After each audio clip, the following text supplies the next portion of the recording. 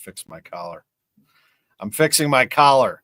You know, when you're on screen, Gashouse Gang with Matt Pauley, Tom Ackerman, you got to look good. Now, some of you will be listening to this on radio. That's what we do. The Gashouse Gang is here every day, multiple times a day, Matt. We do the noon live stream on our KMOX Sports social media channels, including a must subscribe, and that is the KMOX Sports YouTube page. Bernie Miklasz is on YouTube. You got to subscribe to both of those, KMOX Sports and The Bernie Show. We replay at 8 o'clock at night on KMOX. We're all over the place. We're going to be in podcast form. How are you enjoying this so far, Matthew? I'm loving it. It's fun, Mondays to get all of us together, and then for me to be able to work with you more directly. And we said the last show that us two, we don't really get to do that all that often.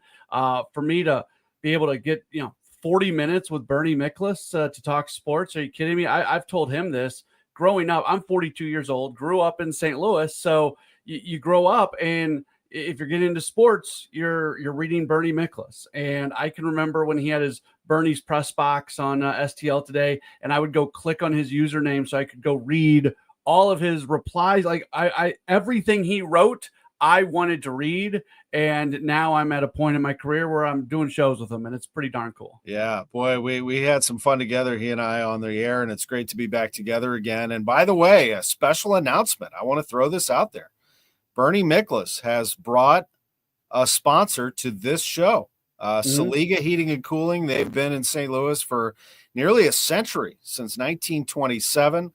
I love a good business like that has been strong and solid and has great customers and great customer experiences. And I know Bernie has been speaking about them for a long, long time. So Saliga Heating and Cooling, welcome. It's great to have you as a sponsor of the Gashouse Gang. And we're going to have a lot of partnerships on this show. This show has some staying power. I know that because, we talk sports, but we talk Cardinal baseball right away. We always do it. And let's get into some stuff here, Matt. I mean, kind of let me throw this out there as well as people start to come in, and I'll repeat it a little bit later. But I've noticed that we get a lot of comments on our comment page. So I think that we should throw this out there now that, if people want to go ahead and throw questions and comments our way, we'll read them on the show. I'm not sure we've been doing that as much as talking between us, but it's good. I want to get Cardinals fans' ideas as to what is on their mind, because there's so much here, Matt. I mean, we've covered a lot of ground already this week, and we'll continue to do so. So let me throw it to you to start, Matt Pauley. What is kind of the burning thing on your mind right now with regard to this team as we sit here on November 13th? Yeah, I think just how extreme the cost cutting is going to be. At one point, we thought it was probably going to be more than it actually is. I continue to come back to the fact that they got their TV deal done with just a 23% decrease, which is pretty good compared to what other teams are going to lose, plus gambling getting pushed through. Maybe the Major League payroll isn't going to have to be cut quite as much as we thought as before, and that I would say that's leading to the general thought that Wilson Contreras and Sonny Gray are going to stick around. I think it's still likely that they move on from Nolan Arenado if they can get out from a Miles Michaelis contract and a Steven Matz contract. They probably look to do that, but there's certainly no guarantee. But I would like a little bit more clarity, Tom, on just what payroll is going to look like. Not that I actually think I'm not one of these people that is always saying, the Cardinals need to spend more. The Cardinals need to spend more. I've been very comfortable with the actual payroll number in recent years. I haven't always been comfortable with how they've spent the money. I've been comfortable with the number. But as we are setting expectations for this offseason, it would be good to have a little bit of an idea of what that framework looks like. I agree with you. And, I already see a comment from Steve on our, I believe that is a YouTube comment right there saying, hey, 7 more wins and this team is back. You may look at that and laugh, but it's actually true. I mean, they won 83 games last year. If they could find 7 more wins and be a 90-win team, they are a factor. Could they be 7 wins better than they were last year? I think one thing you got to consider is their bullpen will not be as good as it was if they lose Helsley and Kittredge, although Chaim Bloom, one of his specialties, if he has input, and apparently he does right now, is can he find some diamonds in the rough to stir this thing up and get this bullpen a couple of shutdown setup guys that are of value. Since that was the strong point last year, do they continue to ride that wave?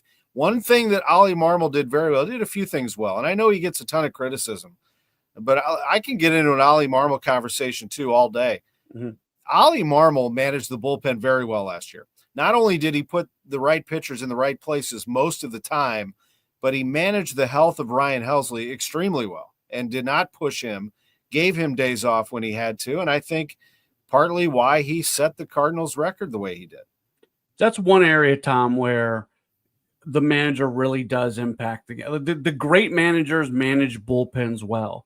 I'm not trying to dismiss other moves that are made inside of a game and putting out a lineup and things like that, but really, from a tactical standpoint, the moves that a manager makes on a game-to-game basis that most impact the team winning and losing are those bullpen decisions. And I'm with you. I think Oliver Marmol did a really good job of managing the bullpen. I am concerned about that because I think it's really easy to look at what the starting rotation could be this upcoming season and compare it to last season and say, okay, they can probably produce about the same. I think it's really easy to look at who they are going to be from a lineup perspective, even without Paul Goldschmidt. Let's assume Nolan Arenado is being traded without Nolan Arenado and look at the guys that are going to be plugged in and assuming some guys take some steps forward and they're bringing people into the organization with the idea to help players take those steps forward. I think it's really easy to say, okay, this lineup can be at least as good as they were last year.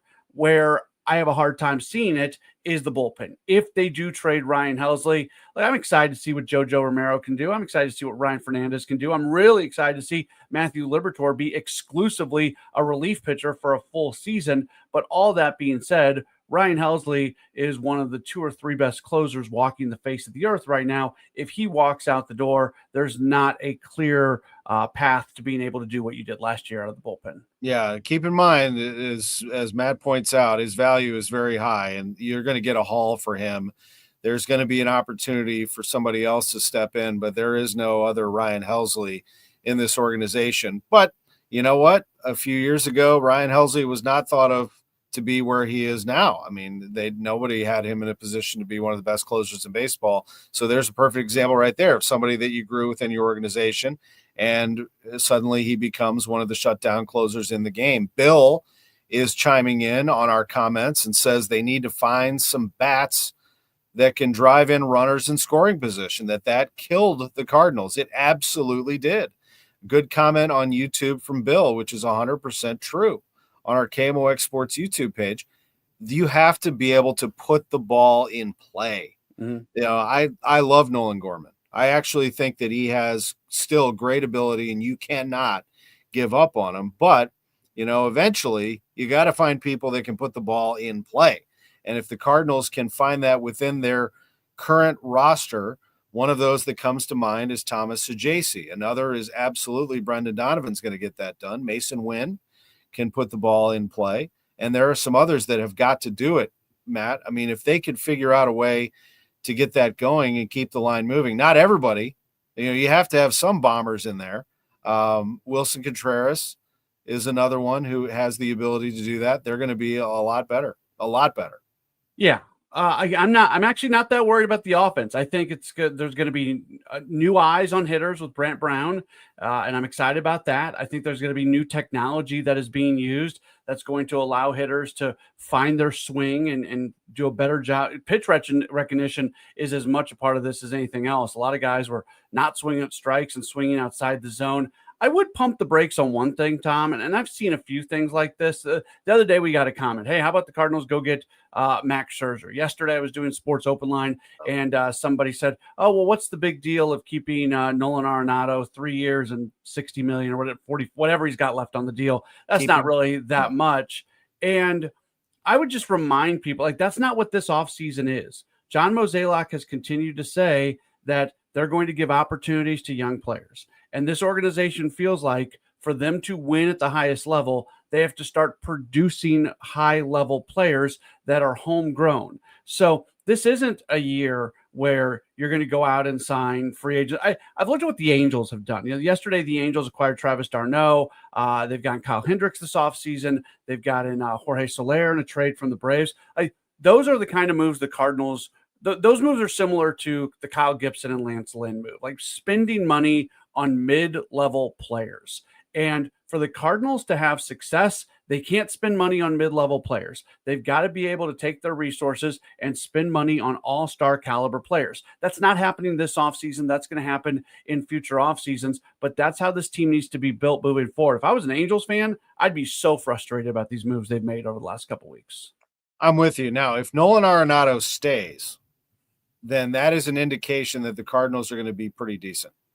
Because if Arenado decides, no, actually, I do want to be part of this. I like being with the young players. I like being a mentor. And actually, my swing feels pretty good. I like playing third base in St. Louis. My family's happy in St. Louis. It's my kind of town. It's a baseball town. People generally leave me alone, and I get to go home and be with my family. And I'm not into the, glitz and glamour of a big city. I want to be a family guy, et cetera, et cetera. But mostly that he feels good about the direction that the Cardinals are headed. If Nolan Arenado stays in 25, I think the Cardinals, that's an indication that they actually have a little something going. That's my opinion. I think that he's obviously a billboard guy. He's a sell tickets to go see a player type guy. Do you block anybody if you keep him around? Possibly, because it's a good spot for Nolan Gorman to play every day and play third base, and now it opens up second base for a Sajacy or for a Donovan.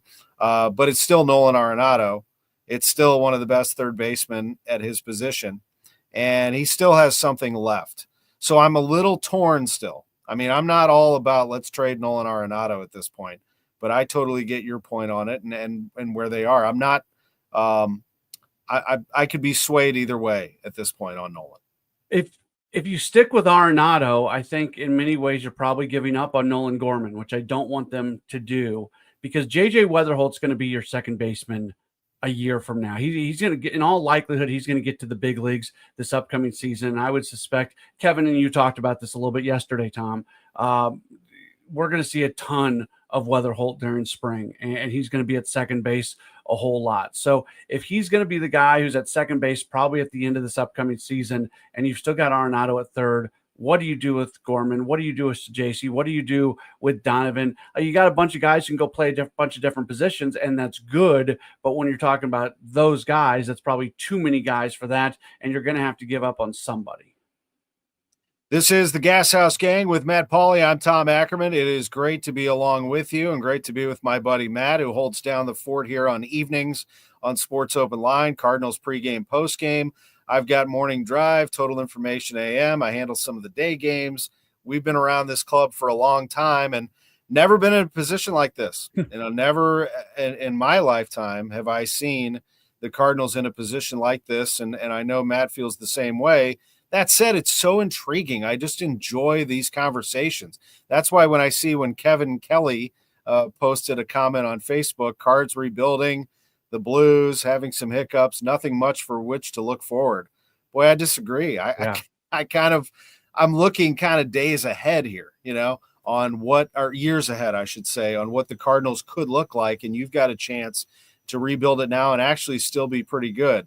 Do you think, let me throw this back to you. Do you think that the Cardinals can be competitive in the NL Central in 2025? Or let me ask it to you this way. In what scenario are the Cardinals a contender in the NL Central? Do they have zero chance, or do they have to do X to get to that point? I think for me, it's if Jordan Walker and Nolan Gorman take steps forward and start to become those middle of the order run producers, this very much is a contending team that should be better than last year's team. We've talked about it. The Cubs scare me. I think the Cubs are going to try to make a splash this year in free agency. That's the team that I'm most worried about. The Brewers are probably going to trade Devin Williams. There might be some other guys that they trade as well. They're the Brewers. They're always going to be good. They've got a young guy like Jackson Chourio, who's a finalist for the Rookie of the Year award, and he looks like he's just a superstar in the making. But for me, it is about the Cubs and what they do this offseason. But I don't think it's crazy to say the Cardinals were in playoff contention this year, and they bought at the deadline. It didn't work, but they bought it at the deadline. The goal was to be in the playoffs. Nobody looked at this team as a World Series contender, but you did look at this team as a legit playoff contender, even doing everything that they're doing, which I agree with. They're setting themselves up for the future. They're redoing player development. They're trying to make themselves that team that can produce players that are going to perform at a high level. Even with all that going on in the background, I absolutely do think that if some of the dominoes fall in the right direction, that this team is 100% contending for a playoff spot. Not contending for a World Series, Tom. I don't think we're talking about that. But can this team get into the playoffs with the expanded playoffs in baseball? Things go right. Yeah, I think they can.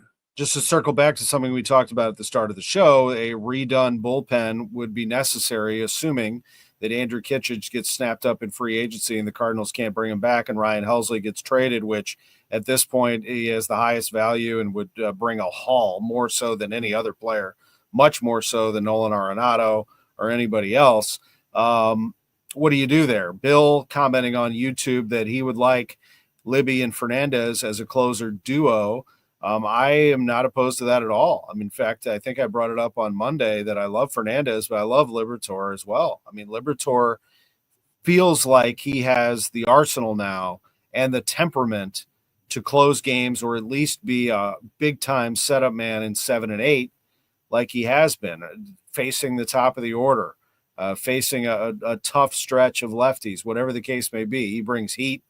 He brings a little bit of savvy now because he's been in the game at this level a little bit longer. He doesn't have to worry as much about what his stuff does, and if it plays, it plays. It does. I think that if Ryan Helsley's gone, I don't think they're going to name a ninth inning guy coming out of spring training. It's going to be closer by committee. They're going to look at matchups. They're going to look at rest. But then what's going to happen, Tom, in a perfect world, what's going to happen is organically somebody's going to present themselves as the closer. We have seen that. And as the year goes along, you're going to start handing the ball to a certain guy in the ninth inning more often, whether that is Matthew Liberatore, whether that is Ryan Fernandez, whether that's Jojo Romero, whether that's somebody that we're not even talking about at this point in time. If you go through the year and the guy who you give the opportunities most often in the ninth inning keeps coming through, well, then eventually that guy just turns into your closer. Absolutely right. What about the Cardinals starting rotation? Let's get into this a little bit. I need you have a good eye on some of these up and comers in the minors. The way I see the rotation right now, I am of the belief that Sonny Gray is going to come back. I think that he likes it here. I think that he is a good mentor to Libby, by the way. Was one of those players, one of those pitchers that I think he mentored early in the year and kind of changed Libby's thinking a little bit and could rub off on some of these guys. But mostly I think Sonny Gray enjoys being here and can anchor this rotation. Miles Michaelis is one of those who has a no trade that, he had a rough year. I mean, he throws that straight ball and it gets roughed up. If he can find a way to change up his repertoire a little bit, I mean, it was tough to watch last year. He makes a good chunk of money. I don't know how tradable he really is. I'm going to assume that he hangs around. Steven Matz is going to have to show me that he has the durability to stay in there, but Eric Fetty does. I think Eric Fetty just came in and, his adjustment to this team and this rotation could be a strong starter for them. He's under contract. Palante was their best starter for a long stretch of last year. Gray is their best starter, but Palante for a period of time was their best starter. And then, of course, you got a group of young pitchers that could get a look here, McGreevy, etc. I know I'm probably leaving something out here, but that's the way I see it right now. Yeah, I'm a little concerned. I want to see young guys get opportunities, and in many ways, it feels like the way it is right now, the rotation is kind of already in many ways locked in unless they make moves. And I'm sure they'd love to trade Miles Michaelis, but Michaelis loves pitching in St. Louis. He gets to pitch. He gets to sleep in his bed during spring training. All these things. I'm not convinced that he's going to waive his no trade clause for just any team out there. And if you trade him, you are going to eat a ton of his salary. And the Cardinals aren't exactly known for paying players not to play either. So I think the more this goes forward, I feel like Michaelis is going to be in there. The MLB trade rumors put together their list of the 35 players most likely to be traded. And Eric Fetty was in the top 5 or top 7 on that list. I think that's interesting because Fetty makes what, $7.5 million or whatever it is. He slots in easily as the number 2 starter for the Cardinals. But if you go put him on a contender, he's probably like a 3 or a 4. If there's a contending team that goes through this offseason and they feel like they didn't do enough to create the rotation depth that they want, I think Eric Fetty maybe has the second most amount of trade value behind Ryan Helsley, in large part because of that contract. And maybe at that point you do revisit Kyle Gibson and whether or not you want to bring him back in if Eric Fetty is gone, if Gibson is still out there. Gray, I do think, sticks around, but I want to see them do things to be able to give McGreevy that opportunity.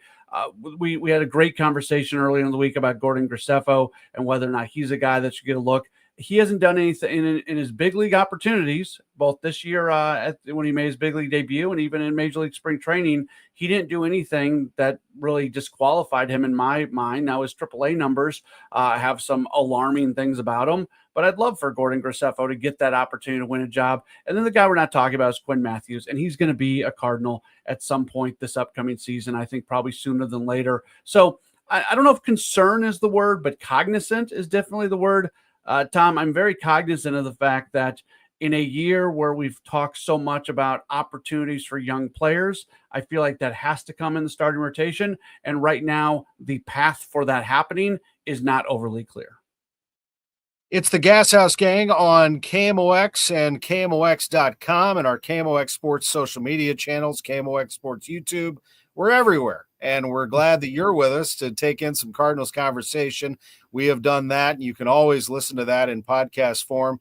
There is a lot going on in sports right now. If you are a sports fan, this is your time of year. College football, NFL, NHL, NBA, college basketball, baseball, NASCAR just wrapped up, but they'll be back going before you know it. MLS just wrapped up here, but they're continuing on, and they'll be back before you know it. PGA, I mean, you name it. It is going to be going on here over the next few months. Those will start cranking up again, but we have a lot going on now. And the college football playoff rankings, I think, are very intriguing and have changed the game in college football. We are all over this thing because, number one, Missouri throughout the year was considered to be a college football playoff contender. Mathematically, they're still in it. They're 7-2. Got to win at South Carolina on Saturday to keep this thing going. Can they? I don't know. Without Brady Cook, don't know, but they did win a game crazily again. That's kind of their thing. If they keep the game close, if they cause a turnover here and there, if they can take the crowd out of the game, you know, as Nick Saban said many times, those fans will be screaming and yelling, but not one of them will participate in one play on the field. So, you know, you figure out a way to win the game. Who knows? But we do know that at the moment they are not involved, and there are a number of teams involved in the college football playoff rankings. Matt, I want to get your thought on this. I'm sorry that your K-State Wildcats have kind of dropped out of this thing. My Indiana Hoosiers are in this thing, but I hear a lot of people doubting them. It's fun. I mean, I love the conversation. I'm just sitting back and enjoying it. Number 1, Oregon. Number 2, Ohio State. Number 3, Texas. Number 4, Penn State. Number 5, Indiana. 4 of the top 5 are Big Ten teams. What I find interesting is only one of them is going to get a bye because they'll be the Big Ten champion. So when you look, there's 2 different things. You look at the rankings and then you look at the bracket. You know, BYU is 6, but they actually will get a bye if they're projected to be the Big 12 champion. Miami is 9 at this point. They will have a bye if they are the ACC champion, and on it goes. Yeah, I don't like that system, by the way. I think the conference championship should get you the automatic entry into the college football playoff. I don't think it should get you the automatic bye. So I would change that if I was the college football czar and I could just make my own decisions. I want the top 4 teams to get the bye. I don't want teams just because they're conference champions to get the bye. I think it's interesting, though. There are so many teams that are still in it. Look, there's a scenario, and it's mildly crazy, but it's not overly crazy, where Mizzou could find themselves in the SEC championship game. And if they get there, then all bets are off in terms of whether or not they might be able to sneak in. You mentioned my K-State Wildcats. You know what? They are still very much in play for getting to the Big 12 title game. We'll see what will happen there. So the thing that I love about this is the fact that every week games matter. You know, this past week, Ole Miss probably gets eliminated from the college football playoff if they don't beat Georgia. They end up beating Georgia. I think LSU did get eliminated from the college football playoff because of their loss. Every week, teams are going to essentially get eliminated, so we're already into a bit of a playoff here. Plus, there are so many teams that are still alive to get in. There's a lot more good than bad. I think the top four, the conference champion things getting the automatic bye, that's part of the bad. But this system is, for the most part, pretty good, Tom.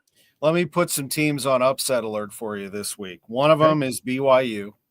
They are ranked 6th in the rankings. I think they're a phenomenal team. I really do. I mean, they find a way to win against Utah, even though the Utah athletic director and everybody else there was upset about some officiating. I watched it. I don't know. I mean, that was unbecoming of an AD as far as I'm concerned. You don't, and he got fined 40,000, by the way. Also walked on the field. Probably should get fined another chunk of money for that. But anyway, very emotional win for BYU. And now they come home for a late 9:15 Central Time start against Kansas. And while you may look at Kansas in a 3-6 record and say that's an easy win for BYU, it is not. Kansas is pretty good. They had a game against K-State, your team, in which they lost by 2 points and could have easily won that game. They came out the next game 2 weeks later and beat Iowa State, knocked their rear ends out of the playoff picture. They wrecked Houston the week before they beat K-State, and they lost 5 games in a row before that, but all within, aside from a loss to TCU, all were within one possession.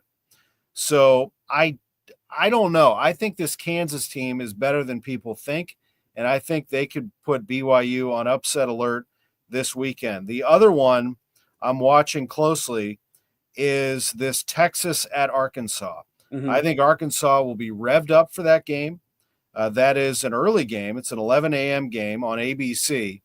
But regardless, I think that Arkansas, who already beat Tennessee down there, is a very tough place to play. Bobby Petrino, stirring things up there and getting that offense going. I'm very careful if I'm Texas to say that you're going to walk away with that one. Some other teams that I'm watching here, I don't think Wisconsin will beat Oregon. I do think that people are going to be watching that to say that a night game at Camp Randall could be interesting. Oregon's way too good to blow that. But, it's going to be a fascinating run here. The team that probably nobody talks about, and I mean nobody, is SMU. Yeah. SMU is 8-1. They're going to play BC on ESPN coming up here on Saturday afternoon to go 9-1. They're 14th in the college football playoff. They're right on the outside here. Great story, too, because they're coming into a new league. Nobody expected them to do that. They're walking out of the American Athletic Conference to go to the ACC, and they've done a really nice job.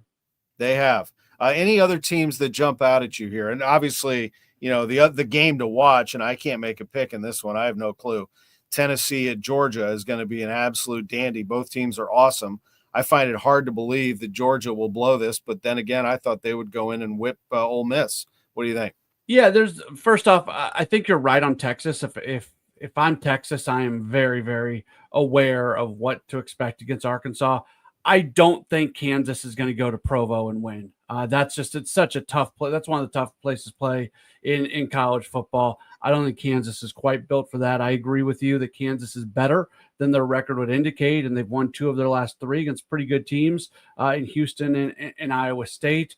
I think Colorado is one of those teams in the Big 12 that with the 2 losses and the 5-1 league record, they're kind of sticking around to maybe get themselves in the Big 12 championship game. If I were them, I would be very worried about Utah this upcoming weekend. Utah comes in obviously pretty upset.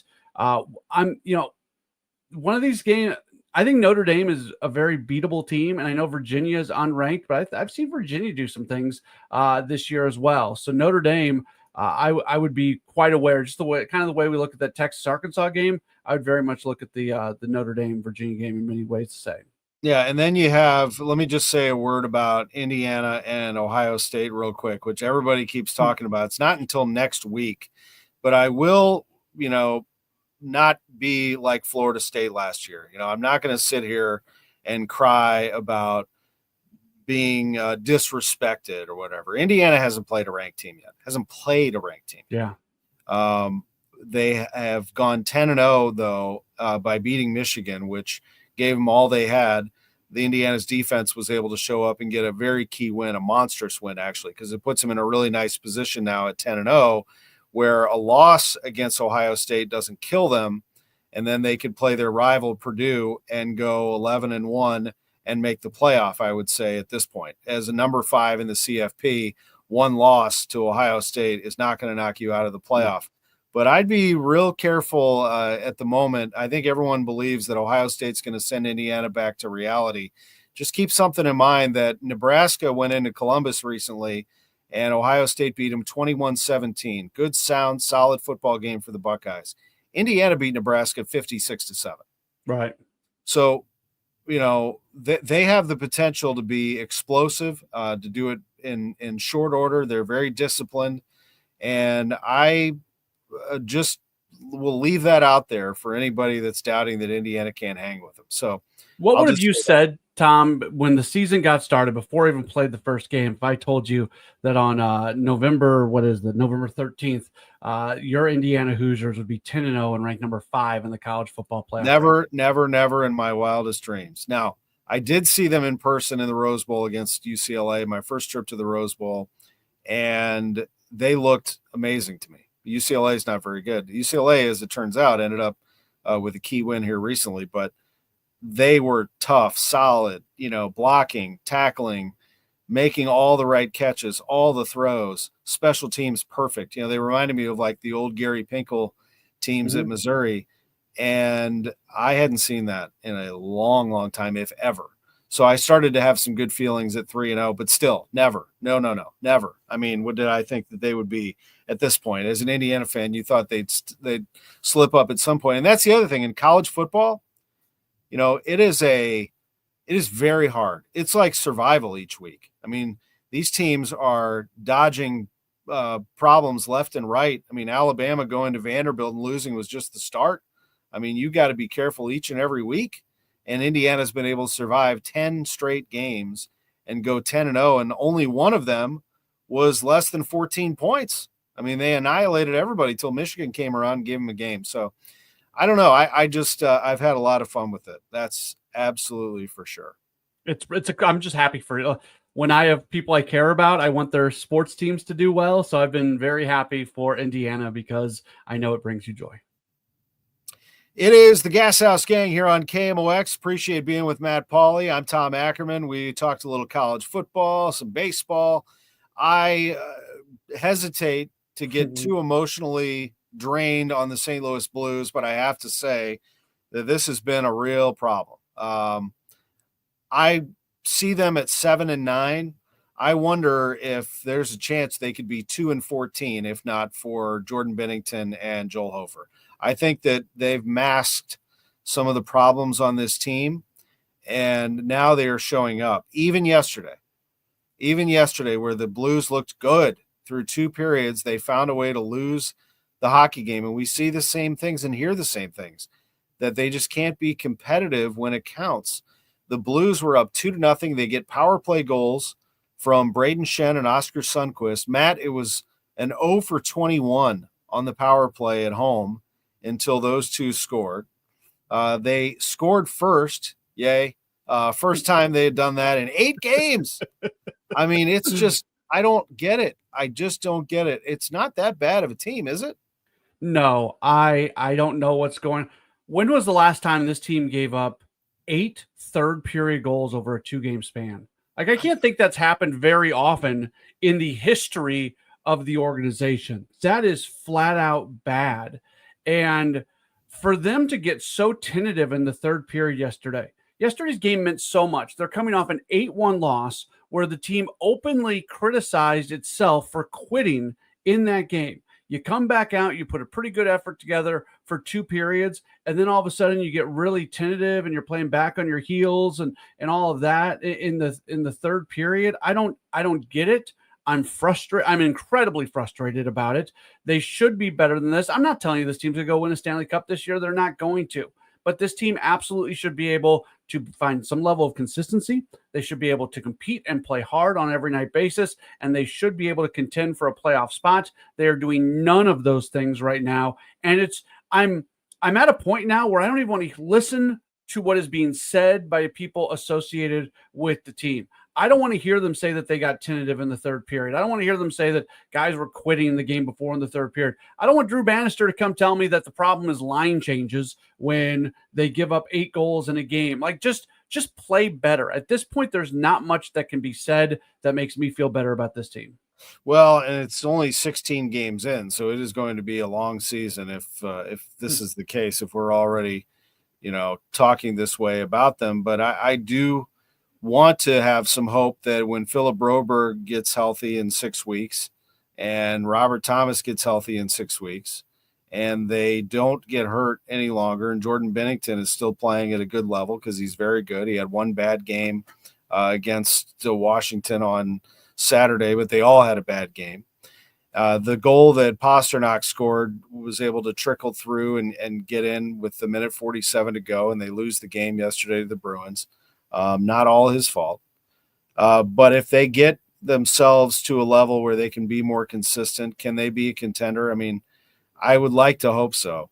But this has been very disheartening. I mean, quite honestly, that game against the Capitals was the one that got me. I mean, they just weren't competitive at all. And so, I really hope that they can figure this thing out, of course, but it's been very, very difficult. When I start, just sort of zoning out on them a little bit, that's even worse. I think that there are teams out there that would love to have some of these players. I hope it doesn't get to a point where they start moving players. They're not going to fire the coach. That's not happening. That they're going to end up changing the look of the team. I'm not giving up this early, but I'm just telling you what's going to have to happen. The core of this team is pretty much the core that got Craig Berube fired. So, at some point, Doug Armstrong is going to have to do one of his press conferences where he steps forward and gets after the players a little bit. Yeah. And like you said, it's early. They still have plenty of time to be able to turn it around. There's enough red flags. And you mentioned Thomas and Broberg, and I'm about to say something that I've repeated over and over and over the last week. Tom, another red flag for me is more often than not in sports, when you lose one of your key players or multiple key players, everybody lifts up their game and then it eventually kind of dissipates and you kind of become who you're going to be 2-3 weeks down the line. But injuries so often cause everybody to find another gear temporarily. That just happens in sports more often than not. That didn't happen with this Blues team. They did not rally around the fact that they didn't have Thomas and didn't have Broberg, and that's a disappointment as well. Yeah, it's very strange. Matt, we appreciate you. Always great. What do you got coming up tonight? Yeah, we've Sports Open Line, full 2-hour program tonight, 6 o'clock to 8 o'clock. Bernie will be on at 6:20. We're going to have Hockey Amy Markscourse from the Chris and Amy show. She'll talk a little Blues hockey with us. And then the SLU women's soccer team, they're getting ready for their run in the NCAA tournament. Their coach, Coach Kate Shields, going to be with us on the program as well tonight. So we've got a lot going on. Thanks again to our sponsor, Saliga Heating and Cooling. We appreciate you. Matt will be back on Friday with Bernie Miklasz. Kevin Wheeler with the Big Dog tomorrow. Here noon on your favorite social media channels. Follow KMOX Sports and, of course, replayed at night on KMOX. This has been the Gashouse Gang. For Matt Pauley, I'm Tom Ackerman.